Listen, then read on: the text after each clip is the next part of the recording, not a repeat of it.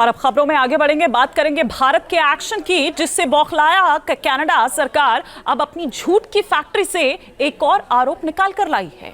अपनी नाकामी छिपाने के लिए ट्रूडो की पुलिस ने गैंगस्टर लॉरेंस बिश्नोई के नाम का सहारा लिया है। बेबुनियाद आरोप लगाने की वजह क्या और कैसे जस्टिन ट्रूडो भारत विरोधी एजेंडा चलाकर अपनी खामियों पर पर्दा डालने की नाकाम कोशिश कर रहे हैं, देखिए इस रिपोर्ट में।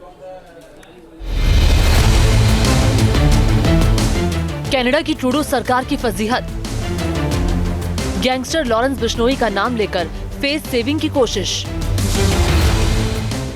भारत विरोधी ताकतों को बढ़ावा देने वाले जस्टिन ट्रूडो की पोल खुली। भारत सरकार पर झूठे आरोप लगाकर सियासी फायदा उठाने की कोशिश कर रहे जस्टिन ट्रूडो पूरी तरह से घिर चुके हैं। हरदीप सिंह निज्जर की हत्या को मुद्दा बनाकर ट्रूडो और उनकी एजेंसियां भारत के खिलाफ जहर उगल रहे हैं। निज्जर की हत्या के बाद से ही ट्रूडो लगातार भारत के खिलाफ प्रोपेगेंडा चला रहे हैं, मगर अब तक कोई सबूत नहीं दे पाए। इसीलिए सभी हथकंडे फेल होने के बाद अब ट्रूडो की पुलिस लॉरेंस बिश्नोई गैंग का नाम ले रही है। Just in order to preserve the integrity of the investigations that are being conducted by our police of jurisdiction partners, I won't be providing any further details in regards to the specificity of those investigations. But what we've seen is from an RCMP perspective, is the use of organized crime elements, and I will say and it's been publicly attributed and claimed by one organized crime group in particular, which is the Bishnoi group. So that's what we're seeing here in Canada. Lawrence Bishnoi बड़ा अपराधी है और बीते करीब 12 सालों से jail में बंद है।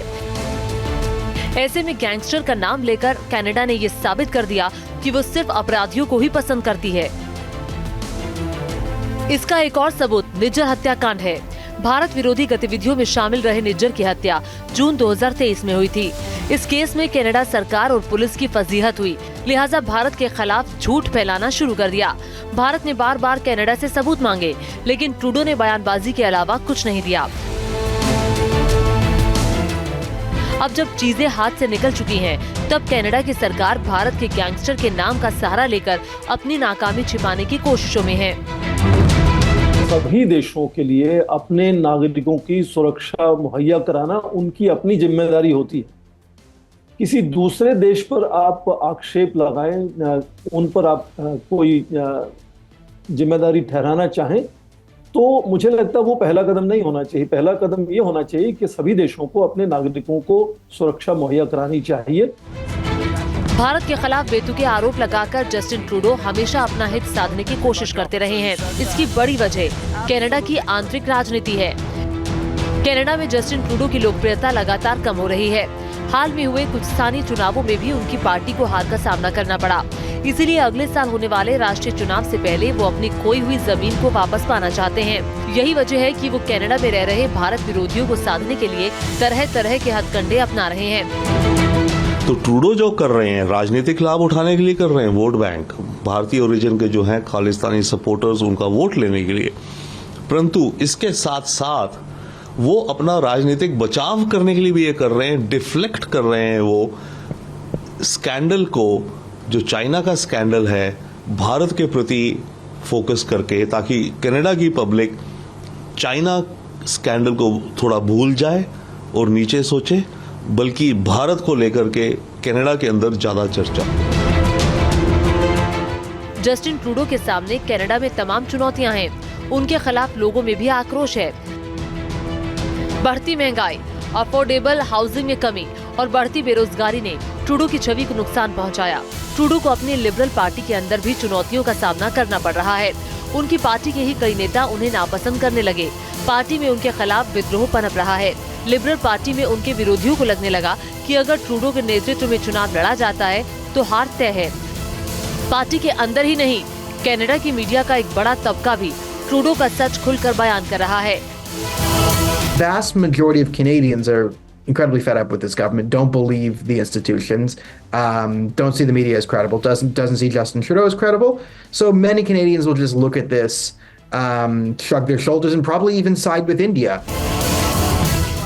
ट्रूडो का तिलिस्म टूट चुका है, साथ ही जनता के बीच उनकी विश्वसनीयता भी खत्म होती जा रही है।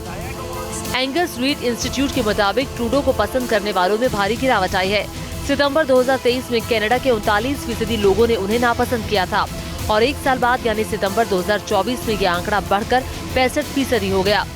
गिरती साख की वजह से ट्रूडो की नींद उड़ी हुई है, लिहाजा उन्हें भारत विरोधी एजेंडा चलाना ही सबसे आसान नजर आ रहा है।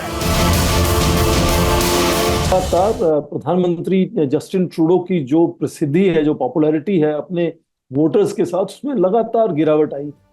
तो जाहिर है कि वो उसके चलते भी शायद अपने नागरिकों का, अपने वोटर्स का ध्यान दूसरी तरफ डिफ्लेक्ट करना चाहते हैं, हटाना चाहते हैं जो असली मुद्दे हैं उनसे। तो इसलिए मुझे लगता है कि ये भी कारण हो सकता है कि उनकी जो अंदरूनी परेशानियां हैं उसके लिए वो शायद पूरी जनता का ध्यान जो है वो विदेश में किसी और देश पर लगाना चाहते हैं, ताकि जो उनकी नाराजगी प्रधानमंत्री जस्टिन ट्रूडो से है उस पर ध्यान न जाए। ट्रूडो की लिबरल पार्टी इस वक्त अल्पमत की सरकार चला रही है। न्यू डेमोक्रेटिक पार्टी के समर्थन से सरकार बनी, लेकिन सितंबर 2024 में एनडीपी ने ट्रूडो सरकार से समर्थन वापस लिया।